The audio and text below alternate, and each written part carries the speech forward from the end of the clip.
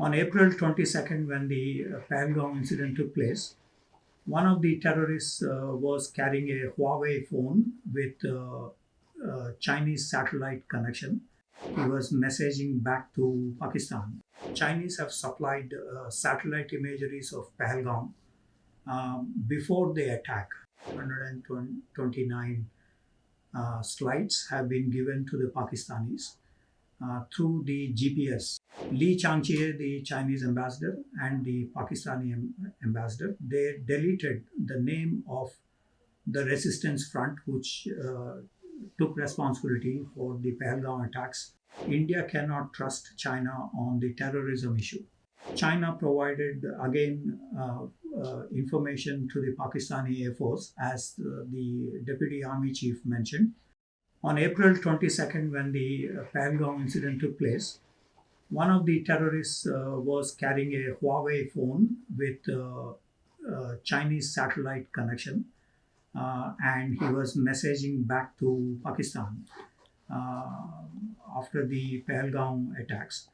So there is the Chinese role here in terms of the... No, this is a very big thing which you are talking. Is it verified? It is verified. One of our officers is in possession of this. The Indian government is in possession of this device. Second most important thing is that the Chinese have supplied satellite imageries of Pahalgam before the attack. 129 slides have been given to the Pakistanis through the GPS locations, etc. So this is another incident where the Chinese were helping the Pakistani side despite the counter-terrorism pledge with the Indians, also with the international community in the SCO. Third is that in the 1267 Committee of the United Nations Security Council, Li Changchie, the Chinese ambassador, and the Pakistani ambassador, they deleted the name of the resistance front, which took responsibility for the Pahalgam attacks, initially twice, but a third time they declined to take responsibility. The fact that they took responsibility the first two times indicates to their role, and their name has been removed, and BLA, the Baluch Liberation Army, and the Majid Brigade name has been mentioned. However, after Mr. Rajnath Singh's visit and his declining to sign the joint statement related to counter-terrorism, and also Dr. Jaishankar's argument with the Chinese on counter-terrorism related matters, finally in the Tianjin Declaration, Pahalgam was mentioned. However, this was watered down with the mention of the Zafar Express and others. It suggests then that the Chinese were under pressure from Russia to include the Pahalgam terror attacks, but they were watered down with the Pakistani pressure. So this indicates that India cannot trust China on the terrorism issue.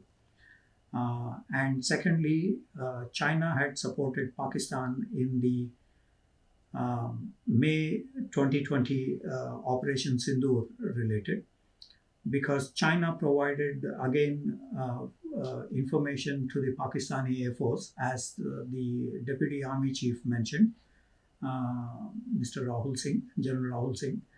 Also, the Chinese have given the equipment like GF-17, J-10, Wing-Lung drones, HQ-9 surface-to-air missile batteries. This is very offensive in nature, and Foreign Minister Wang Yi, after the Pahalgam attacks, he said that there should be a impartial inquiry into the Pahalgam attacks, forgetting for a moment that China never accepted any investigation into the Xinjiang Uyghur insurgency related incidents, or during COVID-19 pandemic, they did not allow the WHO delegation to go and visit the blood samples of the pandemic. So it is quite strange that China now takes up the fair investigation. To put it in a context, after the Pathankot incident, Indian side had invited the Pakistani side to join the investigation. But however, soon after the investigation, the Pakistani side raised the issue of Indian agencies' alleged involvement in these incidents. So for India, it is not the time for investigation, it is time for action. We have had so many terror incidents in India traced to cross border terrorism, and hence the Indian action related to Operation Sindoor. In all this, it appeared China sided with Pakistan substantially, both in terms of arms, in terms of information. There is a brigadier level rank officer of Pakistan who is placed in Chengdu, the Western Theatre Command, who was coordinating between the command control structures of China and Rawalpindi. So this suggests that we need to verify then trust with China. So China is continues to remain an unreliable partner. Don't go by the photo op. That's what you're mentioning. Exactly. The photo op is mainly meant for the tariff related issue and multipolarity related. But when it comes to the bilateral, as Prime Minister Modi, in his discussion with the